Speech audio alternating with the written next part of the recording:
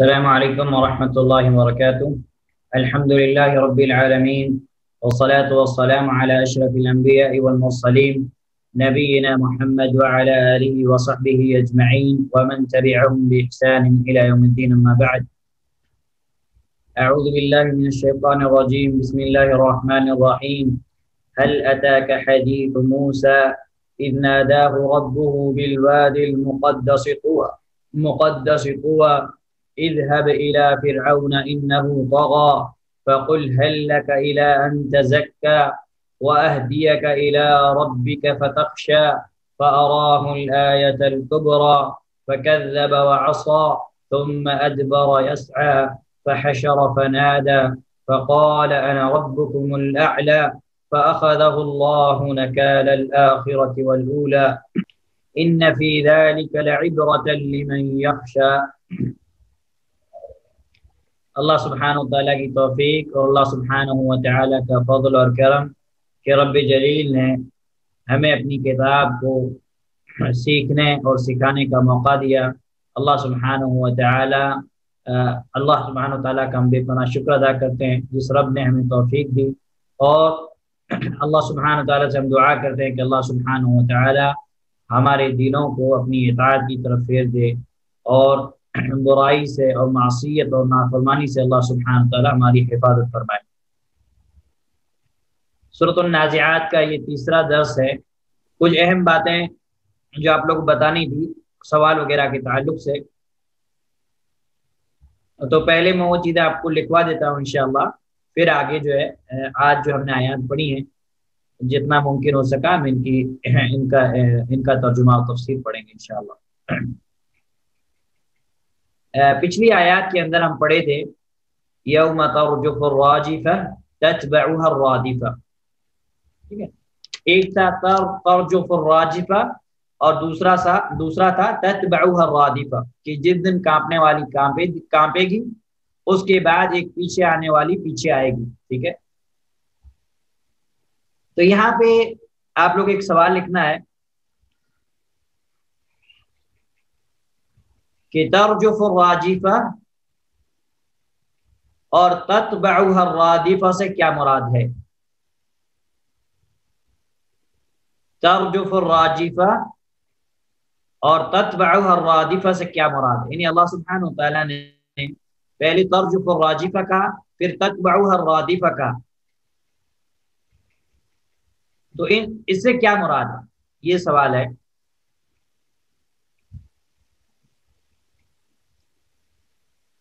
اس کا جواب ہے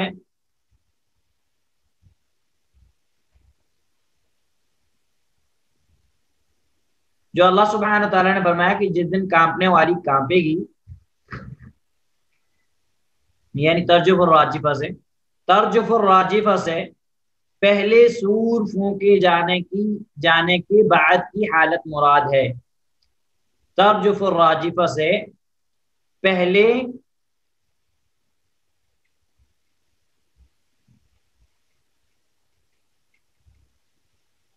سور پھونکے جانے کے بعد کی حالت مراد ہے. ترجف الراجفہ سے پہلے سور پھونکے جانے کی بعد کی حالت مراد ہے. یعنی جب پہلی سور پھونکی جائے گی، سور پھونکنے کے بعد جو حالت ہوگی وہ حالت اس میں بیان کی گئی ہے. جیسے اللہ سبحانہ تعالیٰ نے کہ جس دن کانپنے والے کانپے گی، یعنی پہلی سور کے بعد یہ حالت ہوگی، وہ حالت کو اللہ سبحانہ تعالیٰ نے بیان کیا. اور تتبعها الرادفہ سے دوسرے سور کے بعد، یعنی دوسری سور جب اسرافیل علیہ السلام پھونکیں گے اس کے بعد طاری ہونے والی حالت مراد ہے. دوسرے سور کے بعد طاری ہونے والی حالت مراد ہے. یعنی جب دوسری سور پھونکی جائے گی تو کیا حالت ہوگی، وہ حالت اس کے اندر بتائی گئی ہے. جیسا کہ اللہ سبحانہ تعالیٰ نے فرمایا کہ اس کے بعد ایک پیچھے آنے والی پیچھے آئے گی، اس کے بعد ایک پیچھے آنے والی پیچھے آئے گی، جس سے حالت کیا ہوگی؟ حالت یہ ہوگی کہ سارے لوگ قبروں سے جو ہے اٹھ کھڑے ہوں گے، اللہ سبحانہ تعالیٰ کے یہاں جو ہے حاضر ہوں گے. تو یہ چیز بیان کی.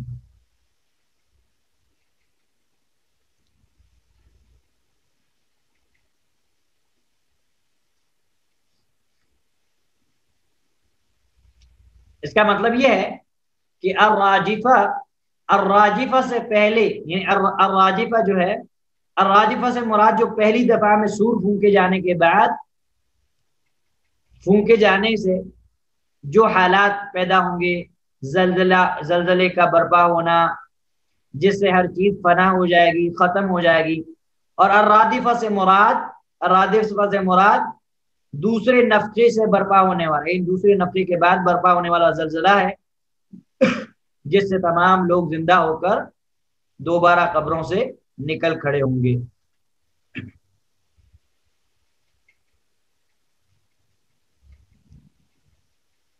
دوسرا ایک سوال ہے کہ ہم ایک آیت پڑھے، یقولون ائنا لمردودون فی الحافرہ، کہتے ہیں کہ کیا ہم پہلی کسی حالت کی طرف لوٹائے جائیں گے، یعنی کہ یہ تو یہاں سوال آپ کو یہ لکھنا ہے کہ یقولون ائنا لمردودون فی الحافرہ، یہ کن کا قول ہے، یعنی کن لوگوں نے یہ بات کہی ہے.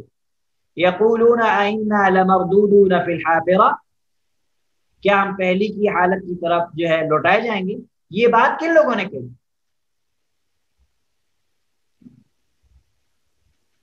اس کا جواب ہے یہ بات قیامت کا انکار کرنے والوں کی ہے، یعنی یہ بات جو بیان کی ہے وہ قیامت کے انکار کرنے والوں نے کی ہے، جو دنیا میں قیامت کو جھٹلایا کرتے تھے، جو دنیا میں قیامت کو جھٹلایا کرتے تھے.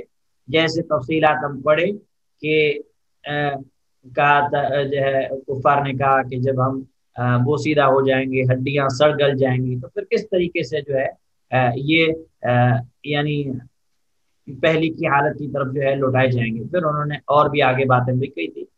تو یہ منکرین قیامت یعنی قیامت کے انکار کرنے والوں کی بات ہے، جو وہ دنیا میں قیامت کو جھٹلاتے ہوئے کہتے تھے، جو وہ دنیا میں قیامت کو جھٹلاتے ہوئے کہتے تھے.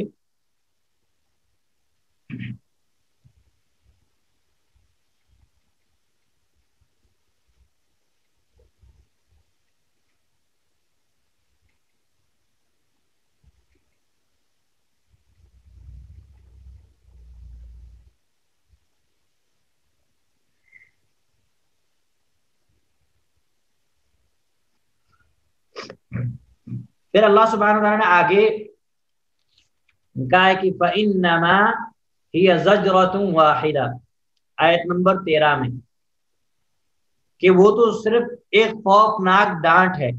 فَإِنَّمَا هِيَ زَجْرَةٌ وَاحِدَةٌ، وہ تو صرف ایک خوفناک ڈانٹ ہے. تو یہ جو زجرۃ واحدہ، اس سے مراد کون سا نفخہ ہے، یعنی جو سور میں پھونکا جانا ہے، یہ کون سا نفخہ مراد ہے. فَإِنَّمَا هِيَ زَجْرَةٌ وَاحِدَةٌ سے، زجرۃ واحدہ سے کون سا نفخہ مراد ہے. تو زجرۃ واحدہ سے جو نفخہ مراد ہے وہ دوسرا نفخہ ہے، دوسرا نفخہ یعنی دوسری مرتبہ سور میں پھونکا جانا.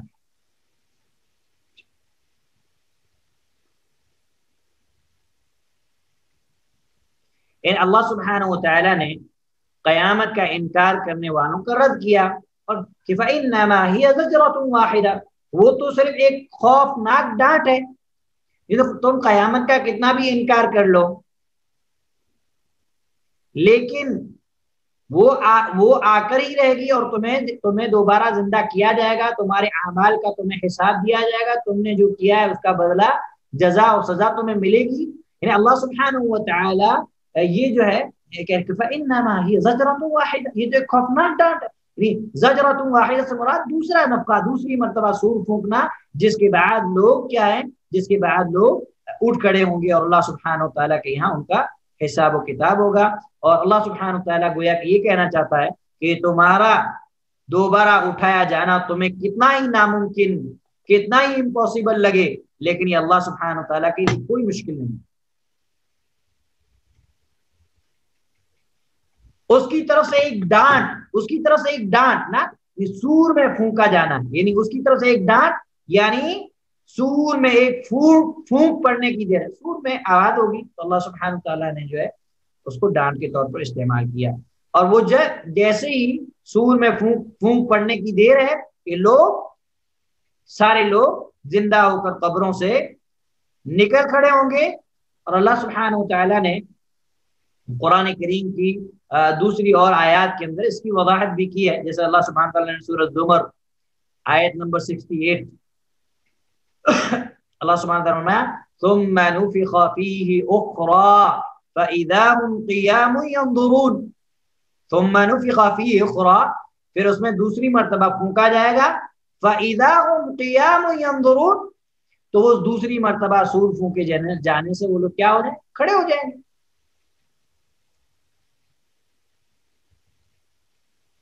اب یہ چیزیں بیان کرنے کے بعد جو ہے اللہ سبحانہ و تعالیٰ نے اور بھی چیزیں بیان کی ہیں، ویسے اس سے قبل ہم یہ چیزیں پڑھ چکے تھے۔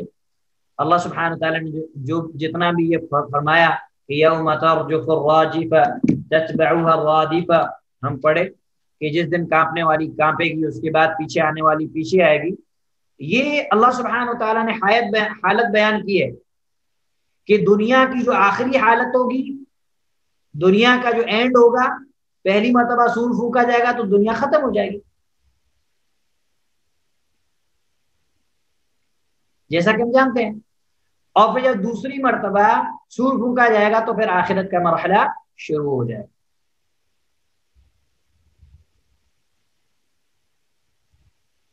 دوسری ایک بات یہ ہے کہ یہاں پہ اللہ سبحانہ و تعالیٰ نے کہا قلوب یومئذ واجبہ، کہ دل اس دن دھڑکتے ہوں گے۔ یہاں پہ اللہ سبحانہ وتعالیٰ نے قلوب نکرہ استعمال کیا، نکرہ یعنی کامن، معرفہ استعمال نہیں کیا۔ یہ عربی زبان لغت آپ پڑھتے ہیں ڈیفینیٹ انڈیفینیٹ کر کے آتا ہے، تو اللہ سبحانہ وتعالیٰ نے یہاں پہ کیا استعمال کیا؟ اللہ سبحانہ وتعالیٰ نے یہاں پہ استعمال کیا قلوب نکرہ، معرفہ استعمال نہیں کیا۔ تو یہاں پہ علماء کرام بیان فرماتے ہیں، یہ بھی ایک اہم بات ہے، آپ لوگ نوٹ کر لیں۔ یہاں پہ علماء کرام یہ بات بیان کرتے ہیں کہ قلوب اللہ سبحانہ وتعالیٰ نے نکرہ اس لیے استعمال کیا کہ اللہ سبحانہ وتعالیٰ نے فرمایا کہ دل اس دن دھڑکتے ہوں گے۔ محمد جناگڑی رحمہ اللہ نے بریکٹ میں بہت سے دل اس دن دھڑکتے ہوں گے یہ بات کہی۔ تو یہاں پہ نکرہ لا کر کے اللہ سبحانہ وتعالیٰ نے کچھ لوگوں کا ذکر کیا، یعنی جن دل کن کے دھڑکیں گے، مومنوں کے نہیں بلکہ کافروں کے، اس لیے اللہ سبحانہ وتعالیٰ نے نکرہ لفظ استعمال کیا۔ سارے مومنوں کے دل کانپیں گے نہیں، کیوں کہ وہ اللہ سبحانہ وتعالیٰ کے حفظ و امان میں ہوں گے۔ اللہ سبحانہ وتعالیٰ وہاں قیامت کے دن انہیں اپنی پناہ میں، اپنی حفاظت میں رکھے گا۔ جن کے دل کانپیں گے وہ کافر ہوں گے، اس لیے اللہ سبحانہ وتعالیٰ نے نکرہ استعمال کیا قلوب، اس لیے اللہ سبحانہ وتعالیٰ نے نکرہ استعمال کیا قلوب۔ اور یہ دل کانپیں گے کیوں؟ دلوں کے اندر جو خوف، جو پریشانی، جو اضطراب قیامت کی حالات کو دیکھ کر، اور وہ حالات اس قدر سخت ہوں گے۔ اس سے قبل میں نے آپ کو بتایا تھا سورہ مزمل کی آیات، سورہ حج وغیرہ کی آیات پڑھ کے آپ کو، کہ انسان کے کلیجے منہ کو آ جائیں گے۔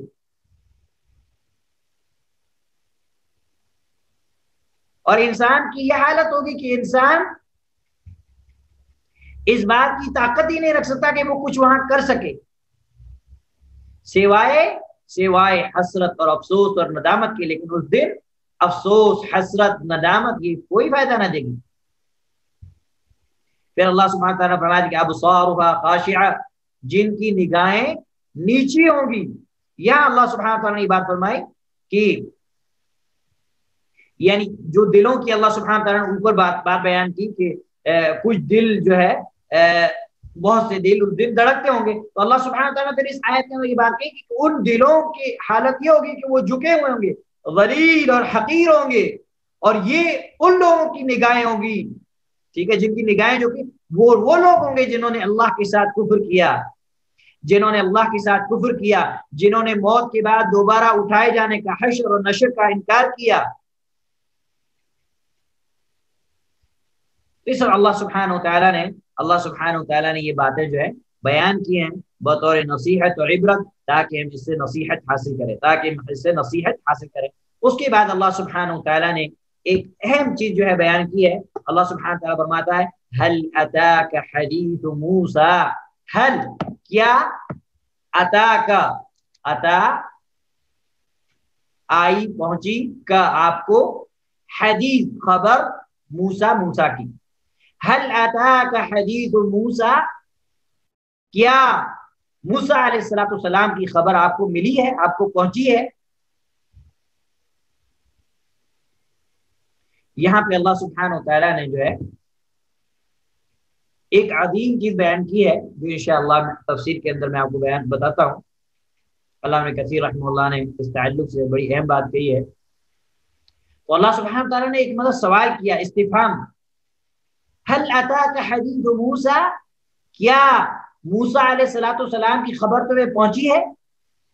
یہ اللہ کے نبی صلی اللہ علیہ وسلم کے لیے بطور تسلی بھی ہے۔ اسی طریقے سے آگے کے جو حالات، جو کیفیت اللہ سبحانہ تعالیٰ بیان کر رہا ہے، اس میں ان لوگوں کے لیے نصیحت اور عبرت بھی ہے جو اللہ سبحانہ تعالیٰ کا خوف رکھتے ہیں۔ اسی طریقے سے مشرکین کے لیے اس میں وعید بھی ہے کہ مشرکین جو اپنے آپ کو اتنا بڑا سمجھتے تھے، اتنا تکبر جن کے اندر تھا، تو اللہ سبحانہ تعالیٰ آگے فرعون کا ذکر کر رہا ہے۔ پھر اللہ سبحانہ تعالیٰ نے فرمایا اذ ناداہ، اذ جب، نادا پکارا، ہو اس کو، ربہ اس کے رب نے، کس کو پکارا؟ جب موسیٰ علیہ السلام کو اس کے رب نے پکارا۔ اذ یہ فجائیہ ہے، جب، نادا پکارنا، ہو اس کو، رب ہو مطلب اس کے یعنی موسیٰ کے رب نے، اذ ناداہ ربہ جب کہ انہیں ان کے رب نے پکارا، بالوادی المقدس طویٰ، بالوادی المقدس طویٰ، پاک میدان، وادی مقدس یعنی پاک میدان، اور اس کا نام ہے طویٰ، اس کا نام ہے طویٰ، جب کہ انہیں ان کے رب نے پاک میدان طویٰ میں پکارا، پاک میدان طویٰ میں پکارا۔ حافظ صلاح الدین یوسف علیہ رحمہ فرماتے ہیں کہ یہ اس وقت کا واقعہ ہے جب حضرت موسیٰ علیہ السلام مدین سے واپس لوٹ رہے تھے۔ مدین، حضرت موسیٰ علیہ السلام کے واقعات کو قرآن نے بہت تفصیل کے ساتھ بیان کیا ہے۔ تو جب آپ قرآن کے اندر پڑھیں گے، سورہ قصص وغیرہ کے اندر پڑھیں گے، تو آپ کو یہ واقعہ ملے گا کہ حضرت موسیٰ علیہ السلام نے جب قبطی کو قتل کیا تھا اور پھر اس کی خبر جب پھیل گئی تو فرعون نے آپ کو قتل کرنے کی کوشش کی، تو موسیٰ علیہ السلام وہاں سے بھاگ کر مدین کی طرف آئے۔ پھر پورا لمبا قصہ ہے کہ کنویں پہ کچھ بچیاں، نوجوان بچیاں ملی، ان کے جانوروں کو پانی پلایا، پھر وہ بچیوں نے جا کے باپ کو خبر دی، پھر باپ نے، ان کے والد نے حضرت موسیٰ علیہ السلام کو بلایا، ٹھیک ہے۔ حضرت شعیب علیہ السلام کی بچیاں ہوتی، وَإِلَىٰ مَدْيَنَ أَخَاهُمْ شُعَيْبًا، اللہ سبحانہ تعالیٰ نے اس چیز کو ذکر کیا ہے، سورہ قصص کے اندر ہے، یہ سارا جو ہے تفصیلی واقعہ موجود ہے۔ تو حافظ صلاح الدین یوسف علیہ الرحمہ فرماتے ہیں کہ یہ اس وقت کا واقعہ ہے جب حضرت موسیٰ علیہ السلام مدین سے واپسی پر، یعنی حضرت شعیب علیہ السلام کے پاس آپ جب ٹھہرنے کے بعد آپ اپنا وقت وہاں پہ جو وعدہ ہوا تھا حضرت شعیب علیہ السلام سے، کہ جب حضرت شعیب علیہ السلام نے اپنی بیٹی کا نکاح کیا آپ سے، تو آپ سے ایک شرط رکھی تھی۔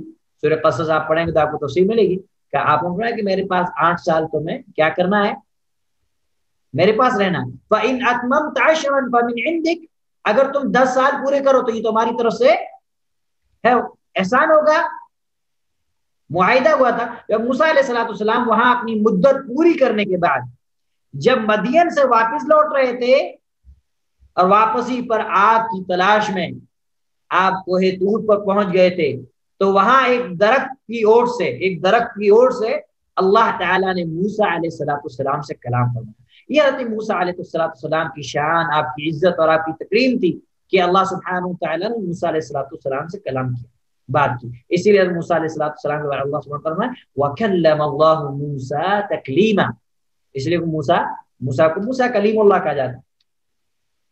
تو اللہ سبحانہ وتعالیٰ نے ایک درخت کی اور سے موسیٰ علیہ السلام سے کلام فرمایا، یعنی بات کی، اور اس کی تفصیل آپ کو سورۃ طٰہٰ آیت نمبر 9، 10 وغیرہ کے اندر آپ کو مل جائے گی۔ وَهَلْ أَتَاكَ حَدِيثُ مُوسَىٰ إِذْ رَأَىٰ نَارًا فَقَالَ لِأَهْلِهِ امْكُثُوا إِنِّي آنَسْتُ نَارًا لَعَلِّي آتِيكُم مِّنْهَا بِخَبَرٍ، ٹھیک ہے۔ سورۃ طٰہٰ آیت نمبر 9 یا 10 کے اندر، 9 اور 10 کے اندر آپ کو ملے گی۔ اسی طریقے سے آپ کو سورۃ النمل کے اندر بھی اس کی تفصیلات آپ کو مل جائیں گی 19ویں پارے کے اینڈ میں۔ حضرت موسیٰ علیہ السلام کے واقعات کو قرآن نے بہت تفصیل کے ساتھ بیان کیا، اس طرح تفصیل کسی دوسرے نبی کے بارے میں نہیں بیان کی گئی۔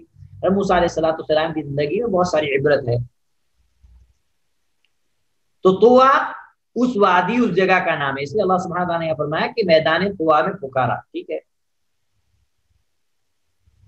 اور اللہ سبحانہ و تعالیٰ کا کلام کرنا حضرت موسیٰ علیہ السلام سے، اس کا علماء نے یہ بیان کیا، علماء نے یہ معنی بیان کیا کہ اللہ سبحانہ تعالیٰ نے آپ کو نبوت سے سرفراز فرمایا، آپ کو نبوت عطا فرمایا۔ موسیٰ علیہ السلام آگ لینے کے لیے گئے، اللہ کی شان، اللہ کی قدرت۔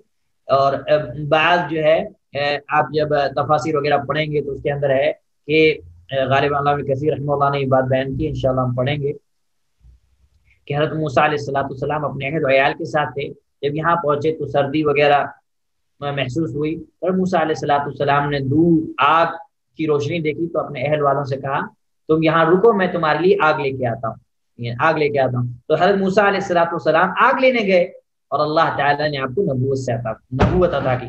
یہ اللہ کی شان ہے، یہ اللہ سبحانہ و تعالیٰ کی شان ہے کہ اللہ سبحانہ و تعالیٰ کس طریقے سے جو ہے اپنی شان کا مظاہرہ کرتا ہے۔ حضرت موسیٰ علیہ السلام نے یہ بات سوچی بھی نہیں ہوگی، لیکن اللہ سبحانہ و تعالیٰ کی توفیق سے جب حضرت موسیٰ علیہ السلام کو اللہ سبحانہ و تعالیٰ نے جب وہاں حضرت موسیٰ علیہ السلام گئے تو اللہ سبحانہ و تعالیٰ نے اپنی توفیق سے حضرت موسیٰ علیہ السلام کو نبوت سے سرفراز کیا، نبوت عطا کی۔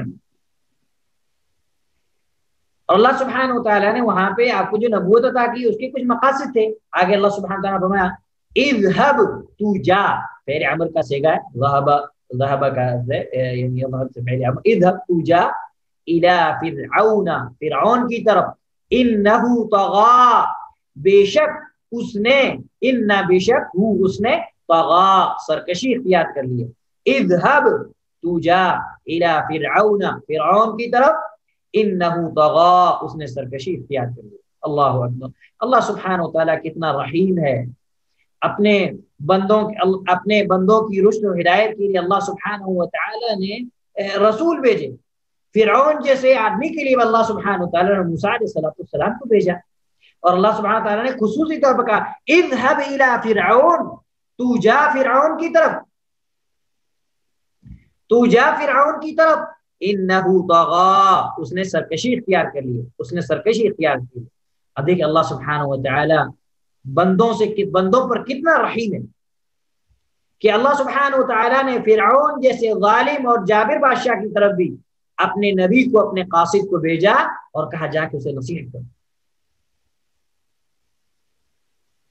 اور اللہ سبحانہ و تعالیٰ کا یہاں پہ یہ فرمانا کہ انہ طغى وہ سرکشی اختیار کر چکا ہے، اس کا مطلب یہ ہے کہ وہ کفر میں، معصیت میں، اللہ کی نافرمانی میں، تکبر میں حد سے زیادہ آگے بڑھ چکا ہے۔ طغى طغیان کہتے ہیں حد سے زیادہ سرکشی پر ابھر آنا، چاہے وہ کفر ہو، چاہے وہ شرک ہو، چاہے وہ بدعات ہو، چاہے وہ معصیت، اللہ کوئی بھی نہ بنے۔ تو اللہ سبحانہ انہ طغى وہ سرکشی اختیار کر چکا ہے۔ حافظ صلاح الدین رحمۃ اللہ علیہ نے یہ بات بیان کی، کفر میں، معصیت میں، تکبر میں وہ حد سے زیادہ آگے بڑھ گیا۔ پھر آگے اللہ سبحانہ تعالیٰ فرماتا ہے فَقُلْ تو کہے هَلْ لَكَ إِلَىٰ أَن تَزَكَّىٰ إِلَىٰ أَن تَزَكَّىٰ فَقُلْ اس سے کہو هَلْ لَكَ کیا تو أَن تَزَكَّىٰ اپنی درستگی اور اصلاح چاہتا ہے۔ اللہ اکبر، اللہ سبحانہ تعالیٰ کا جو اسلوب ہے وہ کتنا پیارا ہے کہ اللہ سبحانہ تعالیٰ نے یہاں پہ فرمایا کہ موسیٰ علیہ السلام کو بھیج کر کہ فَقُلْ هَلْ لَكَ إِلَىٰ أَن تَزَكَّىٰ کہ پھر اسے کہو کہ کیا تجھے اس بات کی رغبت ہے، کیا تجھے اس بات کی تڑپ ہے، کیا تجھے اس بات کا شوق ہے، إِلَىٰ أَن تَزَكَّىٰ کہ تیری اصلاح ہو جائے، تو درست ہو جائے، تو پاک ہو جائے۔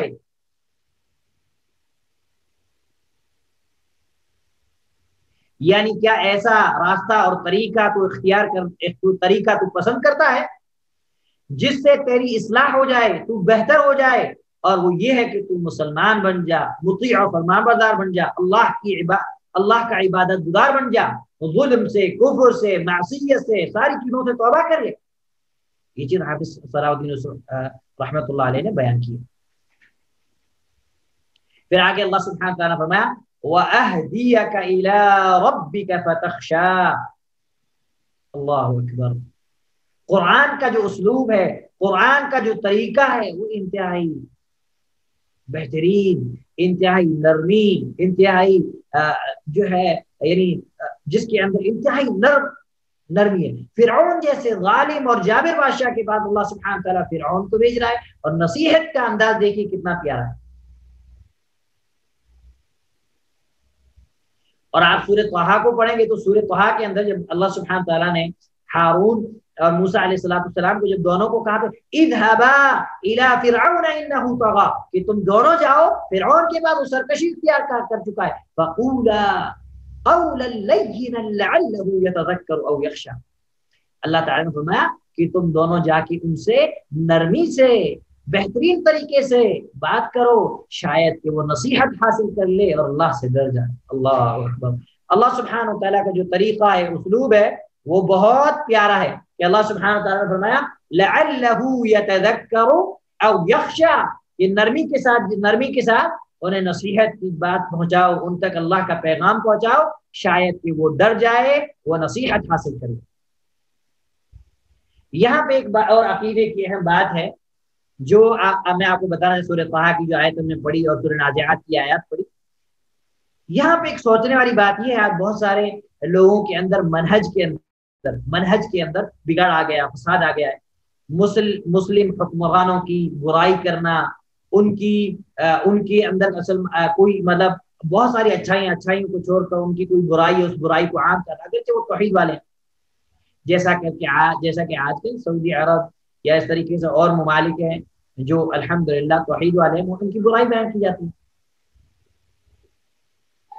اور بہت سارے لوگ ممبروں پہ کھڑے ہو کے ان پہ لعن طعن بھی کرتے ہیں، ان کو برا بلا بھی کہتے ہیں.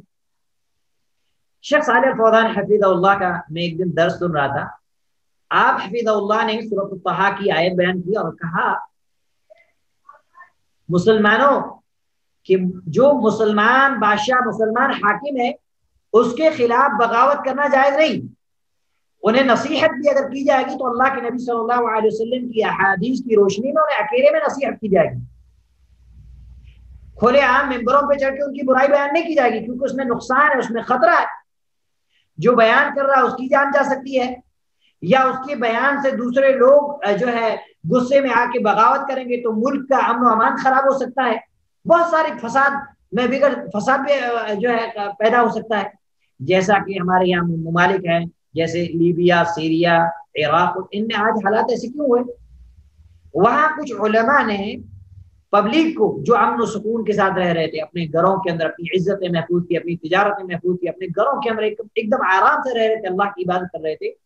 کچھ غلط منہج کے لوگوں نے، علماء نے، جن کو اخوانی فکر کہا جاتا ہے، ہمارے یہاں آپ سمجھ لیجیے کہ جو جماعت اسلامی والے جو سوچ ہے وہی سوچ کے، جن کا مقصد یہ کہ حکومت حاصل کرو، توحید غیر ان کی یہاں کچھ نہیں. سب سے انہوں نے ایک قسم بنا لیا توحید حاکمیت، جبکہ یہ قسم سلف کی نزدیک ہے ہی نہیں. توحید ربوبیت کے اندر وہ چیز شامل ہے. تو ان لوگوں نے ممبروں پہ چڑھ کے وہاں کی عوام کو ورگلایا کہ تم سڑکوں پہ اترو، حکمرانوں کے خلاف بغاوت کرو. حالانکہ وہ بادشاہ شیعہ تھا جو بشار اسد ہے، ٹھیک ہے، نصیری ہے، وہ نصیری فرقہ سے، باطنی فرقہ میں سے. لیکن خیر المہم مسلمان امن و امان میں تھے. لیکن جب وہ سڑکوں پہ آئے، حکومت کے خلاف بغاوت کی، تو آج ان کا کیا حال ہوا؟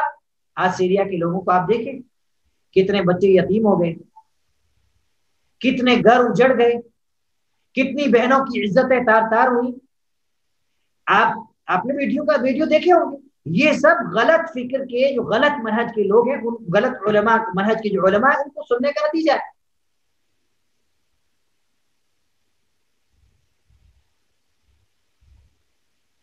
یہاں یہ آیات جو اللہ سبحانہ تعالیٰ نے بیان کیے ہیں، ان آیات کے اندر ہماری نصیحت اور عبرت. شیخ صالح الفوزان حفظہ اللہ نے فرمایا کہ اللہ سبحانہ و تعالیٰ کو ایک کافر جو اپنے آپ کو کہتا تھا کہ میں رب ہوں، اس کے پاس موسیٰ علیہ السلام اپنے نبی موسیٰ اور ہارون کو بھیجا تو کیا کہا؟ قولا لینا لعلہ یتذکر او یخشی، کہ جا کے اس سے نرمی سے نصیحت کرو، بات کرو، ہو سکتا ہے وہ نصیحت حاصل کر لے اور ڈر جائے. اور ہم مسلمان حکمرانوں کے ساتھ سختی کریں گے، ممبروں پہ چڑھ کے ان کی برائی بیان کریں گے؟ ہم نے اپنے گھروں کی خبر لی ہے۔ یہاں پہ سورۃ النازعات کے اندر اللہ سبحانہ وتعالیٰ نے جو اسلوب اپنایا وہ اسلوب کتنا پیارا ہے۔ فَقُلْ هَلْ لَكَ إِلَىٰ أَن تَزَكَّىٰ، کہ جا کے کیا کہو، کیا تجھے اس بات کی کوئی رغبت ہے، شوق ہے، تو پاک ہو جائے، تیری اصلاح ہو جائے، تیری درستگی ہو جائے۔ پھر آگے اللہ سبحانہ وتعالیٰ وَأَهْدِيَكَ إِلَىٰ رَبِّكَ فَتَخْشَىٰ، اللہ سبحانہ وتعالیٰ نے فرمایا وَأَهْدِي، ہدایت، رہنمائی کرنا، ٹھیک ہے، وَأَهْدِيَكَ، اور میں تیری رہنمائی کروں، إِلَىٰ رَبِّكَ، تیرے رب کی طرف، فَتَخْشَىٰ، تاکہ تو اسے ڈرنے لگے۔ اللہ اکبر۔ وَأَهْدِيَكَ إِلَىٰ رَبِّكَ فَتَخْشَىٰ، اور یہ کہ میں تجھے تیرے رب کی راہ دکھاؤں، تیرے رب کا راستہ دکھاؤں، تیرے رب کی رحمت دکھاؤں، تیرے رب کی توحید دکھاؤں، تاکہ تو اس سے ڈرنے لگے، یعنی اس کی توحید کا، اس کی عبادت کا راستہ، تاکہ تو اس کی عذاب سے ڈر جائے، اس لیے کہ اللہ کا خوف اس کے اسی دل میں پیدا ہوتا ہے جو ہدایت پر چلنے والا ہوتا ہے، جو ہدایت پر چلنے والا ہوتا ہے۔ اسی لیے اللہ سبحانہ وتعالیٰ نے موسیٰ علیہ السلام سے کہا کہ اسے یہ کہو وَأَهْدِيَكَ، کہ میں تجھے تیرے رب کی راہ دکھاؤں تاکہ تو ڈر جائے۔ یہاں پہ بھی اللہ سبحانہ وتعالیٰ نے کتنا بہترین طریقہ اور اسلوب اختیار کیا، اور آگے اور بھی آیات ہیں، انشاءاللہ ہم اگلے درس کے اندر اس کو کمپلیٹ کریں گے۔ ابھی ہم لوگ حافظ صلاح الدین یوسف علیہ الرحمہ کی جو تفسیر ہے، اسی تفسیر سے آگے کی آیت کمپلیٹ کر لیتے ہیں، بعد میں انشاءاللہ ہم تفسیر سعدی اور تفسیر ابن کثیر سے پڑھیں گے۔ پھر اللہ سبحانہ وتعالیٰ نے فرمایا فَأَرَاهُ الْآيَةَ الْكُبْرَى، فَأَرَا، ٹھیک ہے، تو دکھائی اس کو، الآیت الکبریٰ، الآیہ مطلب نشانی، کبریٰ مطلب بڑی، فَأَرَاهُ الْآیَةَ الْكُبْرَىٰ، بس اسے بڑی نشانی دکھائی، کس کو؟ فرعون کو۔ اور حضرت موسیٰ علیہ السلام کی جو بڑی نشانیاں تھیں، بہت ساری نشانیاں تھیں۔ حافظ صلاح الدین یوسف علیہ الرحمہ فرماتے ہیں، یعنی اپنی سچائی کے، صداقت کے وہ دلائل پیش کیے جو اللہ کی طرف سے حضرت موسیٰ علیہ السلام کو عطا کیے گئے تھے۔ اور بعض کہتے ہیں، مفسرین علماء کہتے ہیں کہ اس سے مراد جو وہ معجزات ہیں جو اللہ سبحانہ وتعالیٰ نے حضرت موسیٰ علیہ السلام کو دیے تھے، جیسے ید بیضاء، ہاتھ کا بغل کے اندر ڈالنا اور سفید ہو جانا، اسی طریقے سے عصا، حضرت موسیٰ علیہ السلام کی لاٹھی، اور بھی بعض معجزات جیسے اللہ سبحانہ وتعالیٰ نے آیات 9 جو بیان کی سورۃ الاعراف، فخرجنا علیہم الطوفان والجراد والقمل والضفادع والدم آیات مفصلات وَلَقَدْ آتَيْنَا مُوسَىٰ 9 آیات بینات، اللہ سبحانہ وتعالیٰ نے اس کو ذکر کیا۔ یہ آیات آپ لوگ پڑھ لیجئے گا، میں آپ کو اس کا آیت کا نمبر انشاءاللہ بتا دیتا ہوں۔ وَلَقَدْ آتَيْنَا، اللہ سبحانہ وتعالیٰ فرمایا کہ ہم نے موسیٰ علیہ السلام کو 9 نشانیاں دی، ٹھیک ہے۔ اس کے اندر یہ بعض اہل علم کہتے ہیں کہ یہ نشانیاں بھی مراد ہیں، ٹھیک ہے۔ یہ جو ہے تفصیلات آپ کو ملیں گی سورہ بنی اسرائیل، سبحان الذی اسریٰ بعبدہ، آیت نمبر 101 کے اندر۔ لیکن اس کی دوسری جو تفصیل، یعنی وہ نشانیاں کون کون سی تھی، وہ اس کی تفصیل سورۃ الاعراف کے اندر ہے۔ فَأَرْسَلْنَا عَلَيْهِمُ الطُّوفَانَ، سورہ نمبر 7 آیت نمبر 133، سورۃ الاعراف سورہ نمبر 7 آیت نمبر 133 کے اندر آپ کو یہ تفصیل مل جائے گی کہ کون سی 9 نشانیاں اللہ سبحانہ وتعالیٰ نے دی تھی۔ تو اللہ سبحانہ وتعالیٰ نے فرمایا کہ فَأَرَاهُ الْآيَةَ الْكُبْرَىٰ، بس اسے بڑی نشانی دکھائی۔ حضرت موسیٰ علیہ السلام کو جو نشانی، جو معجزات اللہ تعالیٰ نے دیے تھے وہ فرعون کو دکھائے۔ ثُمَّ فَكَذَّبَ وَعَصَىٰ، اللہ سبحانہ وتعالیٰ نے فرمایا فَكَذَّبَ، تو اس نے جھٹلایا، وَعَصَىٰ، اور نافرمانی کی۔ ہونا تو یہ چاہیے تھا کہ اللہ کی نشانی دیکھ کے وہ ڈر جاتا، اللہ پر ایمان لے آتا، لیکن اس نے کیا کیا؟ فَكَذَّبَ، اس نے جھٹلایا، وَعَصَىٰ، اور نافرمانی کی، یعنی ان معجزات کا، ان دلائل کا اس پر کوئی اثر نہیں ہوا۔ اور وہ جٹلانے کا جو طریقہ تھا، اس کا جو راستہ تھا، اسی پر وہ ڈٹے رہا اور اس نے اس چیز کو جٹلا دیا. پھر اللہ سبحانہ وتعالیٰ نے فرمایا ثم ادبر یسعى، ثم پھر ادبر پلٹا. ٹھیک ہے، ادبر پلٹا، ادبر یدبر ادبر باب افعال سے. ثم ادبر پھر پلٹا، یسعى کوشش کرتے ہوئے. ٹھیک ہے، یہاں اس کا ترجمہ ایسے ہوگا کہ پھر پلٹا دوڑ دھوپ کرتے ہوئے. یسعى دوڑ دھوپ کرنے سے یہاں کیا مراد ہے؟ مراد یہاں پہ یہ ہے، حافظ صلاح الدین یوسف رحمہ اللہ نے بھی بات بیان کی، دیگر مفسرین نے بھی بات بیان کی، انشاءاللہ ہم لوگ پڑھیں گے. یہاں پہ یعنی اس نے ایمان اور اطاعت سے منہ ہی نہیں موڑا. اللہ سبحانہ و تعالیٰ پر ایمان لانے سے صرف یہ نہیں کہ اس نے منہ موڑ لیا جیسے اب نہیں، بلکہ اس نے کیا یسعى کوشش کی. اس چیز کی کوشش کی؟ زمین میں فساد پھیلانے اور موسیٰ علیہ السلام کے مقابلہ کرنے کی کوشش کی. جادوگروں کو جمع کر کے حضرت موسیٰ علیہ السلام سے مقابلہ کیا تاکہ موسیٰ علیہ السلام کو جھوٹا ثابت کرے. تفسیر احسن بیان کے حافظ صلاح الدین یوسف رحمہ اللہ نے یہ بات بیان کی ہے. تو یہ مطلب ہے یسعى کا. پھر اللہ سبحانہ وتعالیٰ فحشر فنادى، فحشر پھر اس نے جمع کیا سب کو، فحشر پھر سب کو جمع کیا، فنادا اور پکارا، سب کو پکارا، ان سب کو پکار کر کے سب کو جمع کیا. کس چیز کے لیے؟ پھر سب کو جمع کر کے پکارا کس چیز کے لیے؟ حافظ صلاح الدین یوسف رحمہ اللہ فرماتے ہیں کہ اپنی قوم کو یا قتال اور محاربہ کے لیے، یعنی جنگ کے لیے اپنے لشکروں کو، یا تو اپنی قوم کو، یا تو جنگ کے لیے لشکروں کو، یا تو جادوگروں کو مقابلے میں جمع کیا. اس کے موسیٰ علیہ السلام کو، اور ہٹ درمی کا مظاہرہ کرتے ہوئے اپنے رب ہونے کا اعلان کیا، اپنی ربوبیت کا اعلان کیا. آگے اللہ سبحانہ فقال انا ربکم الاعلی، فقال تو اس نے کہا انا ربکم، انا میں، ربکم تمہارا رب ہوں، الاعلی سب سے بڑا، انا ربکم الاعلی تم سب کا رب میں ہی ہوں. تو اللہ سبحانہ وتعالی جب اس کی سرکشی، اس کی حد اتنی بڑھ گئی، فَأَخَذَهُ اللَّهُ نَكَالَ الْآخِرَةِ وَالْأُولَى، تو اللہ سبحانہ وتعالی نے فرمایا فَأَخَذَهُ اللَّهُ، تو اللہ تعالی نے اس کو پکڑ لیا. فَأَخَذَ تو پکڑ لیا، اس کو، کس نے؟ اللہ نے، اللہ فاعل ہے. فَأَخَذَهُ اللَّهُ تو اللہ نے اس کو پکڑ لیا، نَكَالَ الْآخِرَةِ وَالْأُولَى، اللہ سبحانہ وتعالی کا جو عذاب ہے وہ عذاب سخت ہے. تو اللہ تعالیٰ نے بھی اسے آخرت کے عذاب میں بھی اور دنیا کے عذاب میں اسے گرفتار کر لیا. آخرت میں اللہ سبحانہ وتعالیٰ جہنم کا عذاب دے گا، اور دنیا کے عذاب میں کہ اللہ سبحانہ وتعالیٰ نے اسے غرق کر دیا، ڈبو دیا. یعنی اللہ سبحانہ، حافظ صلاح الدین یوسف رحمہ اللہ فرماتے ہیں، یعنی اللہ تعالیٰ نے اس کی ایسی پکڑ کی، ایسی گرفت کی کہ اسے دنیا میں آئندہ آنے والے تمام سرکش لوگوں کے لیے، جو جنہیں اپنی بادشاہی پر، اپنے تاج پر، اپنی حکومت پر، اپنی جن کو ناز ہے، جن کو فخر ہے، جن کی سوچ ہے کہ ہم کو ہمارا کوئی کچھ نہیں کر سکتا، ان سب کے لیے فرعون کو نشان عبرت بنا دیا. اور قیامت کا جو عذاب ہے اس کے علاوہ ہے جو اسے وہاں ملے گا.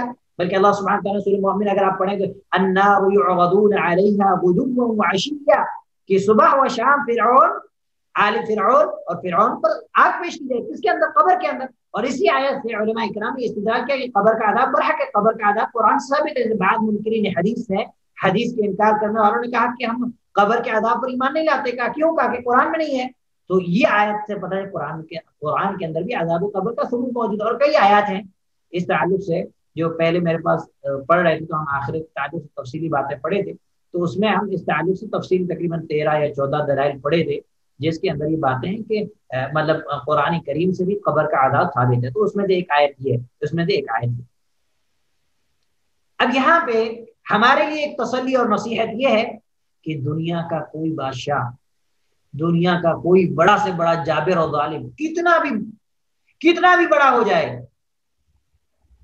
ایک دن اس کے لیے ہلاکت ہے، ایک دن اس کے لیے تباہی و بربادی ہے. وہ کچھ نہیں کر سکتا. مومنوں کے پاس اگر ایمان سلامت ہے، توحید سلامت ہے، زیادہ سے زیادہ وہ جان لے سکتا ہے، آخرت نہیں بگاڑ سکتا.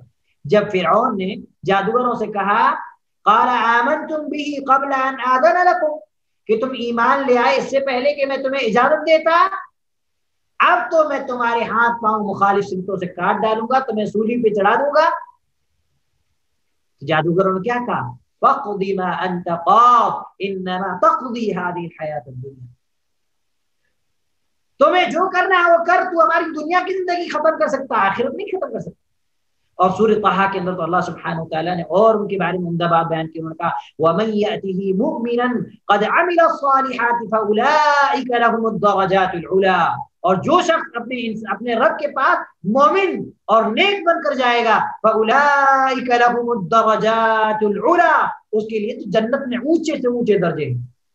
إِنَّهُ مَن يَأْتِ رَبَّهُ مُجْرِمًا فَإِنَّ لَهُ جَهَنَّمَ، اور جو اپنے رب کے پاس مجرم اور گنہگار بن کے جائے گا اس کے لیے جہنم ہے۔ یہ جادوگروں کے الفاظ ہے۔ کون سے جادوگر؟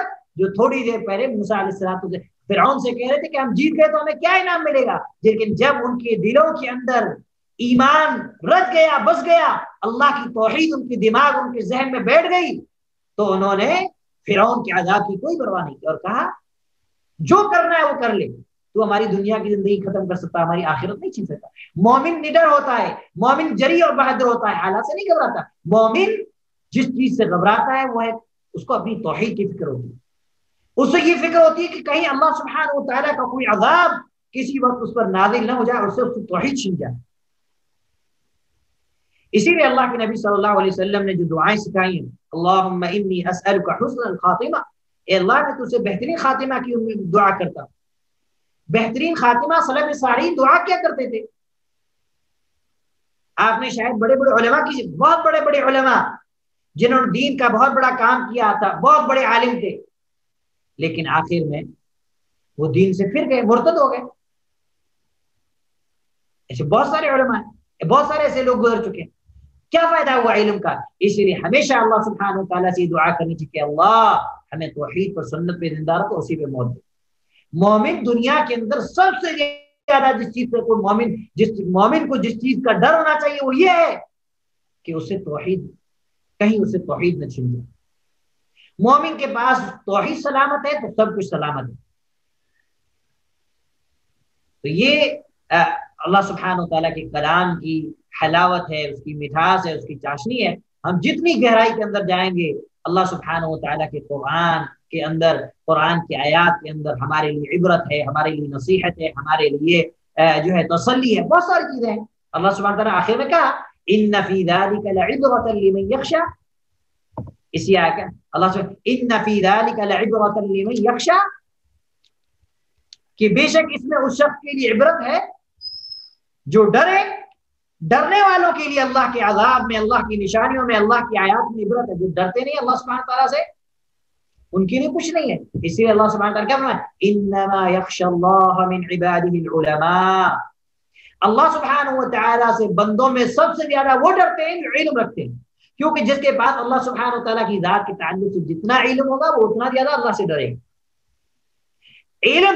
علم سے خشیت آتی ہے، علم سے خوف آتا ہے، اور خشیت اور خوف کا فرق ہم پہلے پڑھ چکے تھے۔ علامہ عثیمین رحمہ اللہ کی کتاب جب ہم پڑھ رہے تھے غالباً قواعد اربعہ وغیرہ، کہ خشیت اس کو کہتے ہیں، خشیت کا معنی بھی ڈر ہے، خوف کا مطلب بھی ڈر ہے، لیکن خشیت کہتے ہیں ایسے ڈر کو جو ڈر علم کی بنا پر ہو، اور خوف جو ڈر عام ہو، خوف جو ڈر عام ہو۔ تو اللہ سبحانہ و تعالیٰ سے دعا ہے کہ اللہ سبحانہ و تعالیٰ مجھے اور آپ کو قرآن کریم کے ان بہترین جو ہے مواد حسنہ سے اللہ سبحانہ وتعالیٰ ہمیں مستفید فرمائے، اور جو کچھ ہم نے پڑھا اللہ سبحانہ وتعالیٰ اس پر ہمیں عمل کرنے کی توفیق نصیب فرمائے۔